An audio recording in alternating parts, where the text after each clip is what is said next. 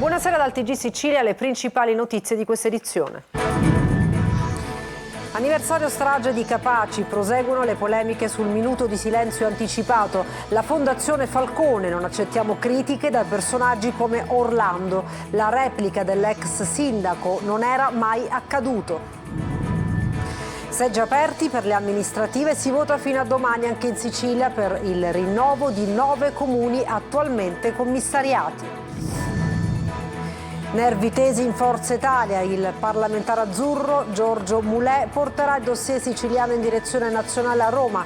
In molti lamentano poco confronto e mancanza di collegialità nelle scelte del partito in Sicilia. Dopo 5 anni per la frana del costone roccioso di Monte Monaco a San Vito Lo Capo, i residenti delle abitazioni danneggiate sono ancora fuori casa. Dopo anni in America, Sissi Castrogiovanni, voce d'oro del jazz internazionale, torna in Sicilia con Blue, una canzone che parla di coraggio e cambiamento, girata tra i paesaggi della sua Catania. E poi il calcio, il Catania lavora per confermare il tecnico toscano prima pedina per una squadra competitiva per la prossima stagione. Pallanuoto, l'Equipe Orizzonte Catania vince la gara 1 della finale scudetto contro la SIS Roma, match dominato dalla squadra etnea, martedì gara 2 nella capitale. In caso di successo delle etnee per le ragazze della Miceli sarà scudetto.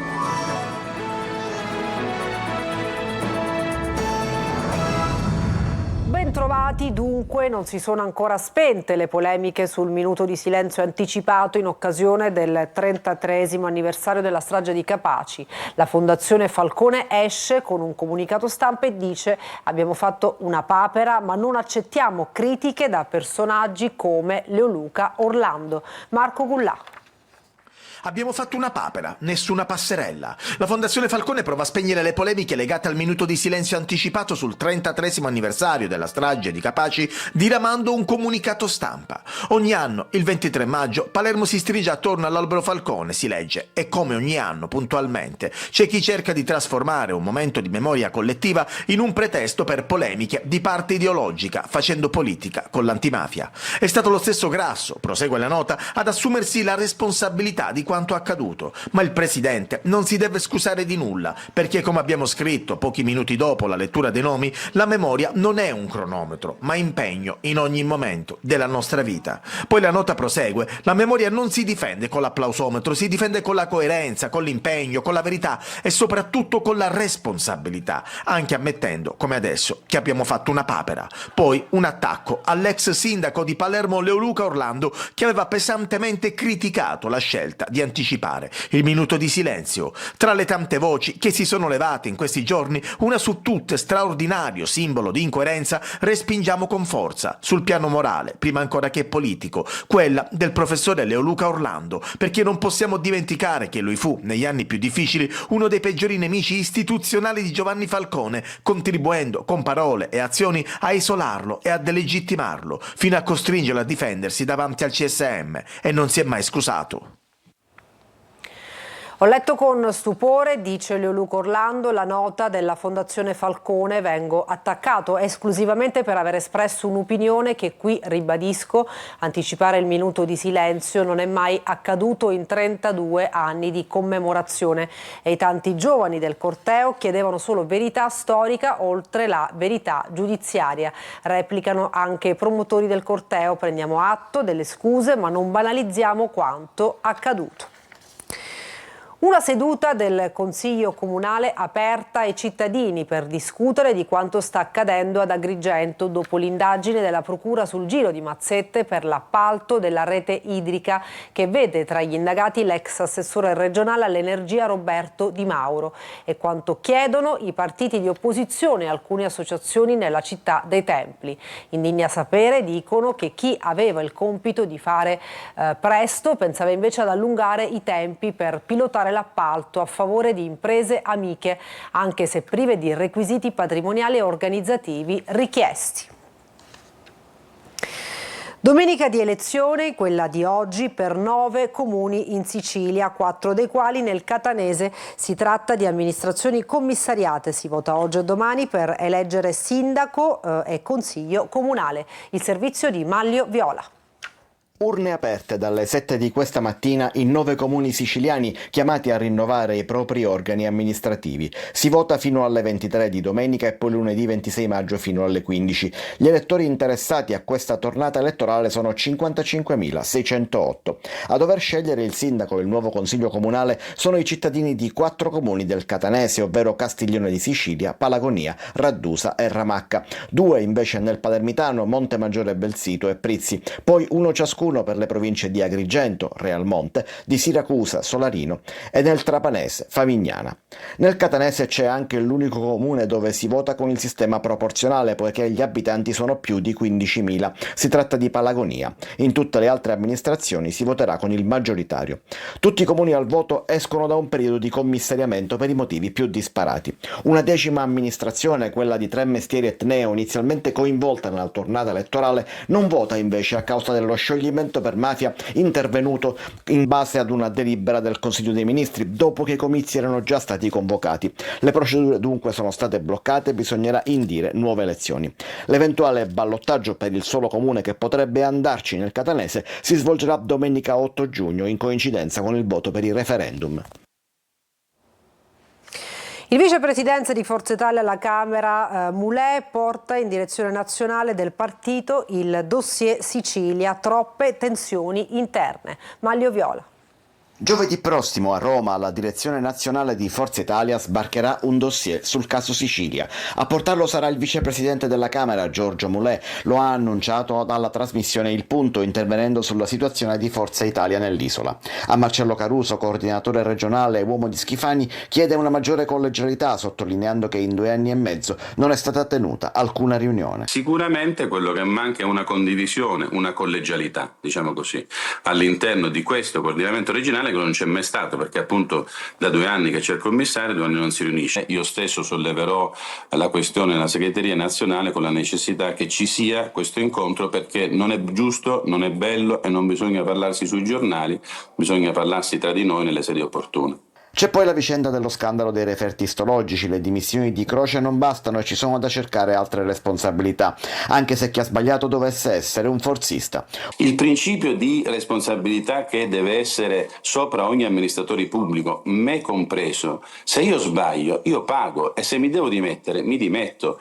Dopodiché non ha importanza. Quando si parla di salute, di vita delle persone, non può entrare in campo l'appartenenza politica. E sul candidato alla presidenza nel 2027 in Sicilia, Mulè frena anche il segretario nazionale Tajani, che ha già investito Renato Schifani. È giusto che sottolinei come l'azione amministrativa di Schifani sia corretta e che quindi sia il candidato naturale. Ma il 27 è il 27, cioè può essere che lo stesso Schifani a un certo punto invece cambi idea. Però, ripeto, chi guarda il 27, e vedo che in giro tanti guardano il 27, fa un torto a ciò che va fatto oggi. C'è dunque un sommerso in Casa Azzurra, fin qui tenuto in silenzio, ma che adesso spinge per venire a galla. Un agente di polizia penitenziaria, Antonio Grasso, di 25 anni, è morto a Caltagirone finendo contro un muro con la propria moto, una Kawasaki 600. L'incidente è avvenuto in nottata in via Parini. Il giovane lavorava in Sardegna e si sarebbe dovuto presto trasferire in Lombardia. E cambiamo argomento, parliamo dell'ex Bluetech, braccio di ferro tra Nicolosi e Pelligra, che dopo aver ceduto il 90% della società con cui si era aggiudicato il bando di rilancio del sito, vorrebbe riequilibrare l'assetto societario. Ma ci sarebbe un problema con le tempistiche, ci spiega tutto Orazio Longo. Lunedì un incontro con i sindacati a Palermo, martedì si potrebbe già mettere un punto fermo per il possibile avvio delle operazioni di riconversione e riqualificazione dell'area di crisi industriale di Termini Imerese. Queste le novità principali delle ultime ore nella spinosa e lunga vicenda dell'ex stabilimento Fiat Bluetech. Rimane il grande punto interrogativo sull'assetto societario dopo che l'imprenditore italo-australiano Ross Pelligra ha ceduto il 90% della società con cui si era aggiudicato il bando per il rilancio del sito industriale dal Ministero del Made in Italy, tenendo per sé solo il 10% 20% del capitale. Ad acquisire il 70% delle azioni il gruppo Nicolosi Trasporti, l'altro 20% il CAEC, Consorzio Artigiano Edile delle Costruzioni di Comiso. Dopo quella che era stata definita da Caniglia una situazione momentanea, sembra che il gruppo Pelligra avrebbe voluto riequilibrare l'assetto societario, con l'idea iniziale di portare le quote a 40% ciascuna per Pelligra e Nicolosi e 20% per CAEC. Ma dopo l'aumento di capitale operato da Nicolosi, impresa catanese di trasporti che conta 1.500 dipendenti e un fatturato da 150 milioni di euro, e l'esborso di buona parte dei 13 milioni di euro per comprare la Blutech e pagare gli stipendi di 350 lavoratori transitati nella holding, sembra che sia saltata l'intesa fra Pelligra e Nicolosi e forse ci sarebbe anche un problema con le tempistiche. L'assessore regionale Tamaio frena gli allarmismi e fa sapere che nei prossimi giorni si confronterà con il presidente della regione che ha messo sul piatto 30 milioni di euro per l'isopensione dei 180 lavoratori ex Blutech, e con il ministro Urso, mentre Nicolosi assicura che vi è l'interesse di diverse aziende per il progetto di rilancio del sito. Da 5 anni 3 famiglie che hanno la loro casa in contrada Sauci a San Vito Lo Capo non possono più abitarvi. La notte del 21 novembre del 2021 una frana staccò diversi massi che cadettero dentro le abitazioni. Laura Spanò.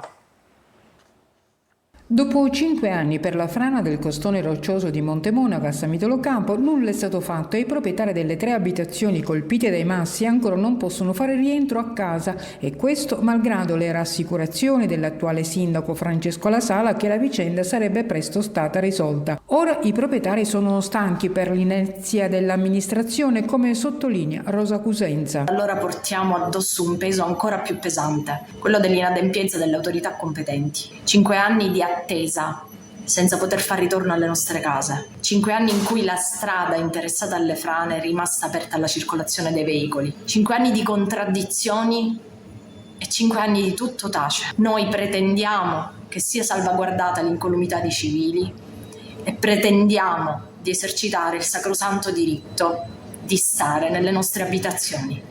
La notte del 21 novembre 2021 in contrada Sauci per poco non si consumò una tragedia. Diversi blocchi di roccia si staccarono dal costone sovrastante finendo nel giardino di 2 delle 3 abitazioni e devastarono la terza, massi che mai sono stati tolti. Oltre ai danni materiali, la frana ha sollevato gravi preoccupazioni per la sicurezza pubblica. Più di un masso era finito sulla provinciale SP63, unica arteria che collega San Vito alla riserva dello Zingaro, con un flusso continuo di turisti e residenti, strada che non è mai stata chiusa né messa in sicurezza, nonostante il rischio concreto che altri blocchi di roccia possano staccarsi e cadere sulla careggiata.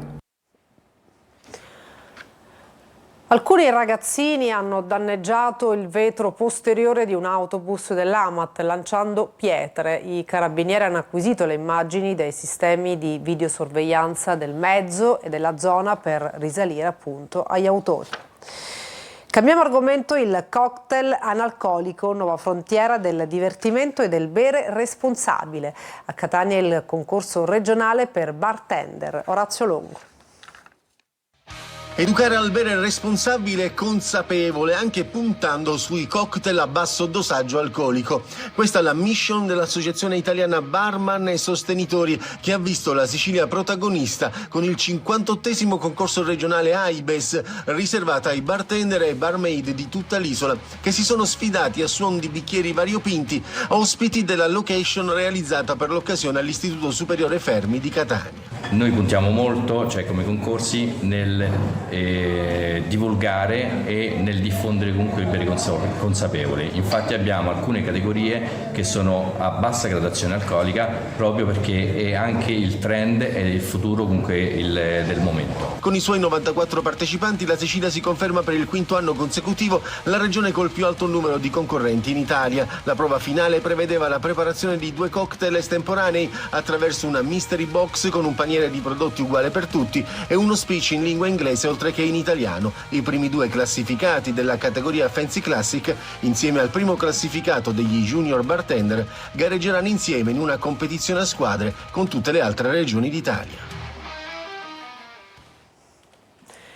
A Messina il progetto Movemuni ha unito la mobilità sostenibile alla valorizzazione del territorio, una sorta di Pechino Express in salsa peloritana, patrocinato dal Comune. Ha visto 8 squadre girare tutta la città. Francesco Triolo. Scoprire la città, le sue tradizioni, i suoi angoli nascosti attraverso il gioco e il divertimento. A Messina Movemuni è l'iniziativa promossa dall'associazione Crescendo con il patrocinio del Comune, che ricalca il format di Pechino Express, ma in salsa messinese. Sfide, quiz, 32 partecipanti divisi in 8 squadre che si sono contese la vittoria del progetto, che ha come obiettivo quello di riscoprire il territorio cittadino attraverso percorsi dinamici tra storia, cultura e mobilità sostenibile. All'insegna della promozione del nostro territorio, della scoperta e riscoperta di luoghi che compongono la nostra città, ma al contempo anche quella che è la promozione, l'incentivo all'uso dei mezzi pubblici, quindi anche la mobilità sostenibile. E quindi quando messaggi come questi partono dai giovani non ci può fare che piacere. La sfida si è disputata in diversi punti strategici della città raggiunti tutti, condizione obbligatoria attraverso i mezzi pubblici di ATM. L'obiettivo di questa attività è duplice, sia incentivare il turismo o comunque far vedere le bellezze della nostra città, e poi anche quello di incentivare la mobilità sostenibile, appunto, e quindi abbiamo cercato di fondere questi due obiettivi grazie poi ad un'attività che è ludica, quindi riuscire a realizzarla in questo modo.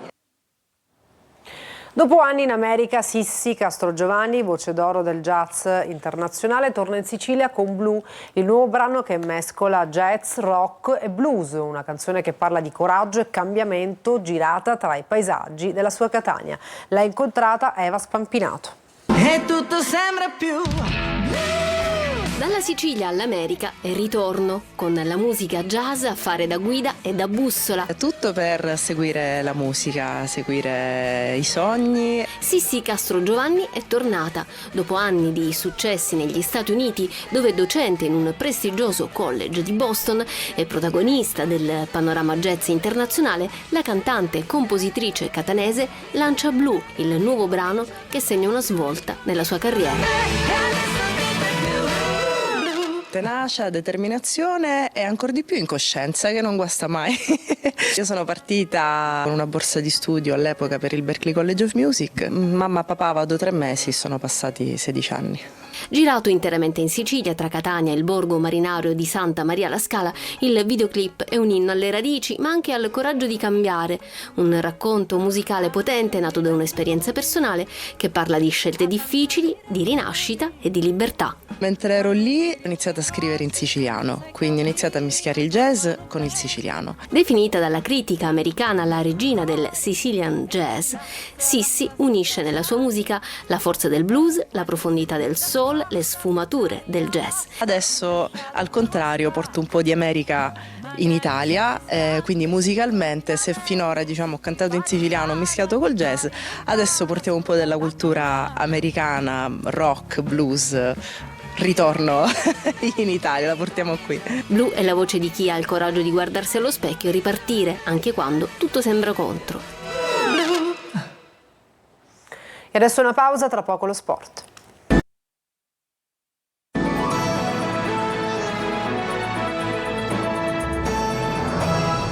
Bentornati al TG Sicilia, adesso il calcio. Catania, dalle prossime mosse dipenderà il futuro del club. Toscano vuole, così come la dirigenza, una squadra competitiva che punti al primato. Marco Carli. Puntare in alto deve essere l'obiettivo del terzo anno di C. Significa primo posto, significa provare a evitare un play-off in cui sale una squadra su 28. Non facile, come non è facile arrivare primi nella stagione regolare, ma il Catania, dopo essere stato sempre lontano dalla lotta per il primato, sia nel primo che nel secondo anno della nuova gestione, adesso vuole stare là e per riuscirci deve fare gli investimenti giusti. Un Catania competitivo, la volontà del tecnico e dei dirigenti. E venendo a Toscano, con ogni probabilità, la fondamentale legale garanzia chiesta per dare senso a un progetto, quello cominciato l'anno scorso in questo periodo, con l'arrivo del tecnico dopo la promozione col Cesena e di Faggiano. Le scorie della stagione scorsa ci sono, soprattutto legate al ritiro estivo con il blackout di fine luglio e agosto e la questione esuberi. Serve una situazione diversa, fin dall'inizio. Vision che accomuna Grella e Toscano. I due hanno parlato e vogliono un Catania competitivo fin dal lavoro di preparazione a Norcia. Così come è importante, i tasselli dell'estate scorsa erano due, la figura del direttore sportivo, non solo nella parentesi del mercato ma anche nella vita di tutti i giorni durante gli allenamenti e nel legame fra squadra e società. Faggiano, lo sappiamo, ha vissuto un anno difficile, ma vederlo nel finale e soprattutto sentirlo nel modo in cui spronava la squadra o evitava di scaldare ulteriormente gli animi nelle ultime partite anche in trasferta diventa un segnale incoraggiante per il futuro. Un futuro che è già partito con la mossa Torre del Grifo che, nel caso in cui ovviamente il centro sportivo diventi rossazzurro, entrerà e in parte già l'ha fatto nell'ambito lavorativo di Zarbano, altro tassello fondamentale. Le basi dovrebbero esserci, ora vanno fatte le scelte giuste per portare in alto il Catania. Pallanuoto femminile, l'equipe Orizzonte Catania vince nettamente la gara 1 della finale scudetto contro la SIS Roma. 13-6 il finale, martedì gara 2 nella capitale. In caso di successo dell'Etne per le ragazze Vellamiceli sarà scudetto. Marco Carli. Una netta superiorità l'ha mostrata l'equipe Orizzonte nella gara 1 della finale scudetto. 13-6 il punteggio con la SIS Roma e partita indirizzata fin dalla metà del secondo quarto. Ciclone Orizzonte si legge sulle pagine social del club. Così è stato, ma adesso c'è gara 2 a Roma martedì. Se la squadra di Martina Miceli riuscirà a confermarsi sarà scudetto il numero 25, altrimenti gara 3 ennesima il 31 maggio. Ma intanto c'è appunto il dominio di gara 1 giunto davanti al commissario tecnico del 7 Rosa Carlo Silipo. Sugli scudi Daphne Bettini che serve assist a profusione, top scorer Halligan con 4 reti, a bersaglio anche la presidente dell'equipe Tania Di Mario, 46 anni. All'avvio di marca giallo-rossa con il gol dell'1-0 firmato da Cocchiere risponde su rigore Bronte Halligan, l'australiana che sarà protagonista nella fase cruciale del match. Dopo l'allungo prima del riposo arriva ad inizio terzo quarto lo strappo definitivo proprio con 2 gol di Halligan, con un tiro deviato per la rete dell'8-4 e con un lungolinea perfetto che qualche secondo dopo vale il +5 per le Etnee e apre ulteriormente la strada ad una vittoria netta contro le capitoline che avevano sconfitto le Etnee a febbraio nella finale di Coppa Italia. Halligan ed Andrews sugli scudi come leone, ma è tutta la squadra a volare e a diventare sportivamente feroce quando serve, come nelle caratteristiche storiche di un club titolatissimo che adesso ha la possibilità di arricchire ulteriormente il suo palmarès. E adesso una pausa, a tra poco per altri aggiornamenti.